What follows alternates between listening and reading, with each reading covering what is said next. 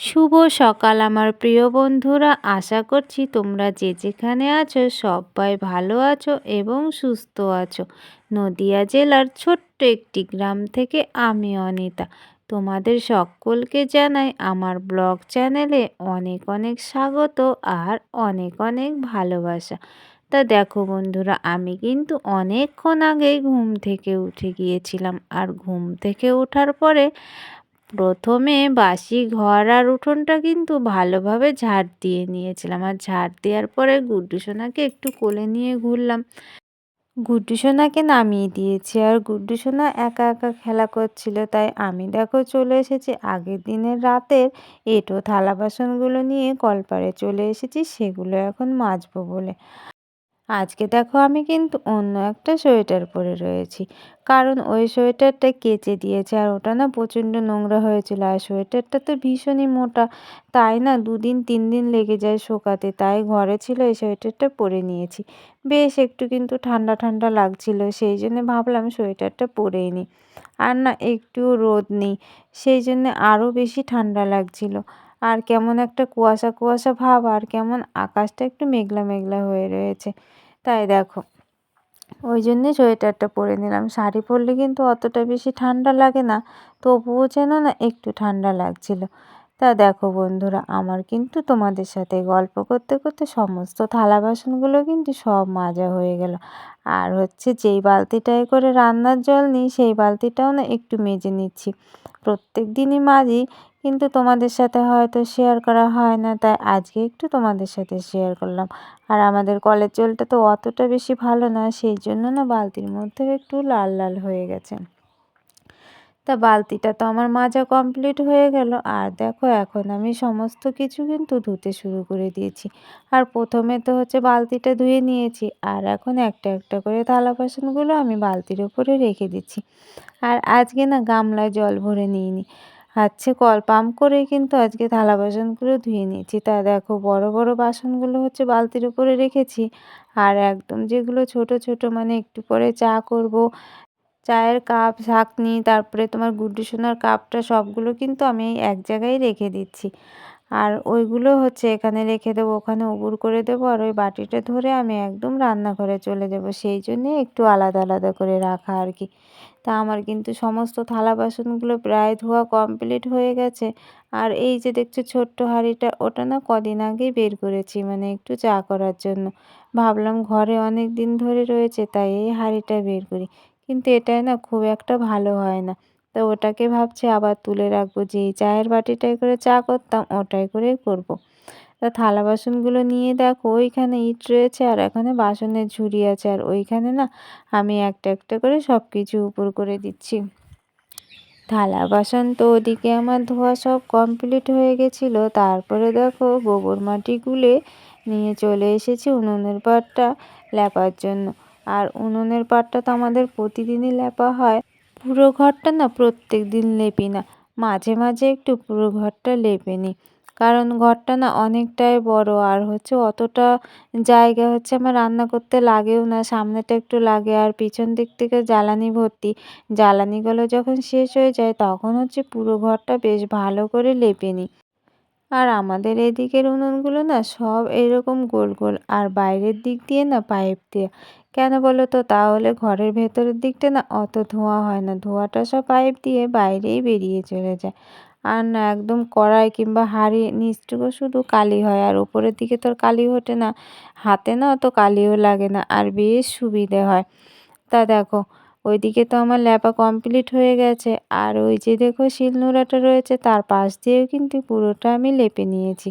আর এই দিক দিয়ে এখন লেপে নিচ্ছি। তা দেখো আমার কিন্তু পুরো ঘরটা লেপা কমপ্লিট হয়ে গেছে। আর এখন সামনেটা একটু আমি লেপে নেব।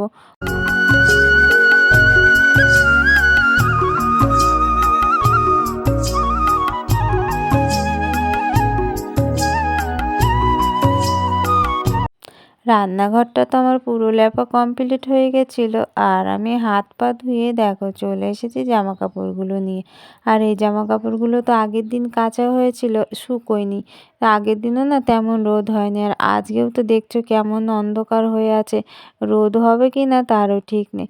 তবুও এখানে মেলে দিয়ে যায় হাওয়া বাতাসে যেটুকু শুকোয়। আরে দেখো এখানে তো কিছুটা জামা কাপড় মেলে দিয়েছি, আর ওইদিকে একটা বাস আছে ওখানে কিছুটা মেলে দিচ্ছি। আর ওই দিকের বাসটায় না আগে রোদ আসে, আর এদিকে একটু পরেই রোদ আসে। তা যাই হোক, রোদ আসলে শুকোবে। তো দেখো বন্ধুরা, ঘুম থেকে উঠে কিন্তু আমার সমস্ত বাসি কাজ করা হয়ে গেছে, আর গুড্ডু সোনা উঠে গেছে। গুড্ডু সোনাকে নিয়ে মা একটু ঘুরছে। আর দেখো আমি এখন ব্রাশ নিয়ে নিচ্ছি, দাঁতটা মেজে নেব। দাঁতটা মাজার পরে চাটা করে নেব। আর বেলা তো অনেকটাই হয়ে গেছে, কিন্তু না এখনও একটু রোদ ওঠেনি। চারিদিকে একদম কুয়াশায় ভর্তি, আর মেঘলা মেঘলা আকাশ তো, মানে তেমন শীতও নেই, আবার হচ্ছে রোদও নেই। তোমরা তো দেখতেই পাচ্ছ, দেখো কেমন কুয়াশা। দেখো, মনে হচ্ছে না যে আজকে আর রোদ উঠবে। কতটা জামা কাপড় ছিল ওদিকে মেলে দিয়ে আসলাম, আর দেখো এই বারান্দার মধ্যে কতগুলো রয়েছে। তা চলো, দাঁতটা মাজতে মাজতে দেখে আসি, আমি সবজি বাগান থেকে একটু ঘুরে আসি। সকালবেলা গেছিলাম বাগানে, বাগান থেকে ঘুরে আসার পরে মুখটা ধুয়ে নিয়েছিলাম আর চাটা খেয়ে নিয়েছিলাম। চা খাওয়ার পরে আমি একদম সোজা চান করে নিয়েছি। চান করে দেখো রান্না বসিয়ে দিয়েছি। ওদিকে তো ভাতের হাঁড়ি বসিয়ে দিয়েছি, আর এদিকে দেখো কড়াইয়ে জল বসিয়ে দিয়েছি, কারণ এই জলটা দিয়ে মা আর ছেলে চান করবে। এখনও তো আমার তরকারি কাটা হয়নি, সেই জন্য ভাবলাম জলটা গরম হতে থাকুক আর আমি কিন্তু তরকারিটা কেটে নেব। তা দেখো গাছ থেকে না বেগুনটা তুলে এনেছিলাম, তা বেগুনটা কাটতে গিয়েও কাটলাম না। আগের দিন হচ্ছে গাছ থেকে কিছু মানে সরু সরু বেগুন তুলে নিয়ে এসেছিলাম কালো, সেই বেগুনগুলো রান্না করব। আর এখন কিন্তু আমি আলুগুলো কেটে নিচ্ছি, আর আলুগুলোর খোসা দেখো আমি বটির হচ্ছে পেছন দিক দিয়ে ঘষে নিচ্ছি, আর আলুগুলোর খোসা কিন্তু উঠে যাচ্ছে। আর নতুন আলুর খোসা কিন্তু এইভাবেই ছাড়িয়ে নিই। আলু তো কাটা হয়ে গেছে, আর এখন দেখো শিম কেটে নিচ্ছে। আর এই শিমগুলো দেখছো, এই শিমগুলো কিন্তু আমাদের গাছের শিম। আর বেগুনটাও কিন্তু আমাদের গাছের। নানান রকম সবজি লাগিয়েছিলাম, তাই এখন কিন্তু সবজি অতটা কিনে খেতে হয় না, শুধুমাত্র আলুটা কিনলেই হয়ে যায়। তা ওই যে দেখছো আমি কালো বেগুনগুলো কেটে নিচ্ছি, এগুলোও কিন্তু আমার গাছ থেকে আনা। তা সব সবজিগুলো এখন কেটে নেব। আর এটা কি বলো তো, আগের দিনের না 3 পিস মাছ ছিল, তাই সেই মাছটা এখন আমি রান্না করব। আর হচ্ছে একটু সবজিটা বেশি করে দিচ্ছি, কারণ মাছটা তো কম, সেই জন্য একটু সবজিটা বেশি করে দিয়ে দিলাম। আর কি বলো তো বন্ধুরা, আজকে না রান্না করতেও ইচ্ছে হচ্ছে না। গুড্ডু সোনার পাপা তো একদিন ছিল, আর গুড্ডু সোনার পাপা না আজকে চলে গেছে সকালবেলা। সেই জন্য না মনটাও ভীষণ খারাপ, আর রান্না করতে একটু ইচ্ছে করছে না। ও যখন থাকতো তখন আমাকে বলে বলে দিত প্রত্যেক দিন কী রান্না করব। আর আজকে তো বলার মতো কেউ নেই, সেই জন্য নিজের ইচ্ছা মতো যাই হোক একটা কিছু রান্না করে রেখে দেবো। আর এখন না অনেকটা বেলা হয়ে গেছে, প্রায় 2টো 2:30 বেজে গেছে, তাই এখন দেখো আমি রান্না করছি। সকালবেলা কোনো রকম একটু রান্না করেছিলাম, তাই ও খেয়ে চলে গেছে। তো দেখো তরকারিটা আমার তো নামানো হয়ে গেছে, আর ওদিকে হচ্ছে টমেটো কেটে নিয়েছিলাম, চাটনি করে নিয়েছি। ছেলেটা বারবার বলছিল একটু চাটনি খাবো, আর ও না গাছ থেকে টমেটো তুলে নিয়ে এসেছিল, তাই হচ্ছে ওকে একটু চাটনি করে দিয়েছি। আর তরকারি দেখো একদম সামান্য পরিমাণে করেছি, মানে একদমই অল্প। মা হচ্ছে তেমন তরকারি খায় না, আর আমারও না আজকে মনটা খারাপ, খেতে অতটা বেশ ভালো লাগছে না। তা দেখো এদিকে আমি সব কিছু ঘরে নিয়ে চলে এসেছি, আর এখন কিন্তু আমি ভাতটা বেড়ে দিচ্ছি। মা তো সকাল থেকে কিচ্ছু খায়নি, আর হচ্ছে গুড্ডু সোনারও তেমন খাওয়া হয়নি, তাই এখন সবার জন্য ভাত বেড়ে নেব, আর সবাই আমরা এখন খেয়ে নেব। আর ওদিকে দেখো খাওয়া দাওয়া কমপ্লিট হয়ে গেছিলো, আর দেখো অনেকটা বিকেল হয়ে গেছে, মানে প্রায় সন্ধ্যের গায়ে গায়ে। তা এখন দেখো আমি উঠোনটা ঝাড় দিয়ে নেব। আর আজকে না বেশ হাওয়া ছেড়েছিল, তাই না গাছের পাতা পড়ে একদম উঠোনটা ভর্তি হয়ে গেছে। মানে উঠোনের উপরে একটা নিম গাছ আছে, সেই নিম গাছের পাতা পড়ে বেশি ভর্তি হয়েছে। আর এই আম গাছের পাতা তো এখনও ঝরতে শুরু করেনি, তাহলে কি বলবো, মানে উঠোনে তো পা রাখার জায়গায় থাকবে না, মানে এত পাতা পড়ে ভর্তি হবে। আর এই যে দেখছো উঠোনের মাঝখানে, ওটা কিন্তু বেশ একটা মোটা আম গাছ। আর গুড্ডু সোনার গাড়িটা তো ছিল উঠোনের মাঝখানে, আর আমি দেখো ওইদিকে সরিয়ে রেখে আসলাম।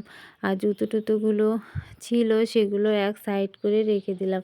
আর মা দেখো এখন গুড্ডু সোনাকে নিয়ে একটু ঘুরতে যাচ্ছে, আর আমি এখন উঠোনটা ঝাড় দিয়ে নেব। গুড্ডু সোনা থাকলে না মানে কাজ করতে একটু অসুবিধে হয়, ও সারাক্ষণ হচ্ছে আমার সঙ্গে সঙ্গে ঘুরে বেড়ায়, আর কাজ করতে দেয় না, বলবে মা আমাকে নিয়ে একটু ঘুরে বেড়াও। তাই মাকে বললাম ওকে একটু ঘুরিয়ে নিয়ে আসো। তা দেখো উঠোনের ওদিকটা তো আমার ঝাড় দেওয়া হয়ে গেছে, আর এখন আমি এই গলিটাকে ঝাড় দিয়ে নিচ্ছি। মানে এটা হচ্ছে আমাদের কলপাড়ের গলি আর কি। তো এদিকটাও তো পুরো ঝাড় দেওয়া হয়ে গেছে, আর ঝাড় দিয়ে দেখো ওইদিকে দিয়ে দিলাম। আর এবার এদিকে চলে এসেছি, একদম দেখো ঝাড় দিয়ে যেখানে নোংরাগুলো রেখে দিই একদম ঝেঁটিয়ে সেখানে নিয়ে গিয়েই সব কিছু রেখে দিলাম। দেখো বন্ধুরা, রান্না বান্না করার পরে তোমার গুড্ডুকে খেতে দিয়েছি, মাকে দিয়েছি। আর গুড্ডু খেতে খেতে গুড্ডুর ঘুম পেয়ে গেছিলো, তাই গুড্ডুকে ঘুম পাড়িয়ে দিয়েছিলাম। আর ওর পাশে শুয়ে আমিও ঘুমিয়ে পড়েছিলাম। ঘুম থেকে উঠে খাওয়া দাওয়া করে নিয়েছি। আর থালা বাসনগুলো সব ধুয়ে নিয়েছি, সব কিছু তোমাদের সাথে শেয়ার করা হয়নি। আর এখন উঠোনটা ঝাড় দিয়ে আসলাম, আর উঠোনে দেখলে তো কতটা নোংরা হয়েছিল, সেগুলো সব পরিষ্কার করে এখন দেখো আমি চলে এসেছি মটর শাক তুলতে। আর এই হচ্ছে আমাদের মটর শাক ক্ষেত। আর মটর শাক তো এখন প্রায় শেষ, দেখো গাছগুলো মানে একদম ডগা নেই, সব তোলা হয়ে গেছে। আর অল্প অল্প আছে, আর বেশি দিন খাওয়া যাবে না, অল্প কিছু দিন খাওয়া যাবে। তাই এখন আমি একটু শাক তুলে নেব। তা চলো অল্প কিছু শাক তুলে নিই, শাক তোলাটা তোমাদের সাথে শেয়ার করলাম না। তা দেখো বন্ধুরা, আমার শাক তুলতে তুলতে আবার গুড্ডু সোনাও এখানে চলে এসেছে। গুড্ডু সোনা বাড়িতে খেলা করছিল, আর আমি এসেছিলাম শাক তুলতে। তা আমার শাক তোলার তো হয়ে গেছে, দেখো অনেকটা শাক তুলে নিয়েছি। এই শাকটা হচ্ছে আমাদের দুজনের হয়ে যাবে, আর শাক তুলবো না, এখন আমরা বাড়ি চলে যাব। গুড্ডু সোনাকে দেখো শীতের জামা কাপড় পরাবো।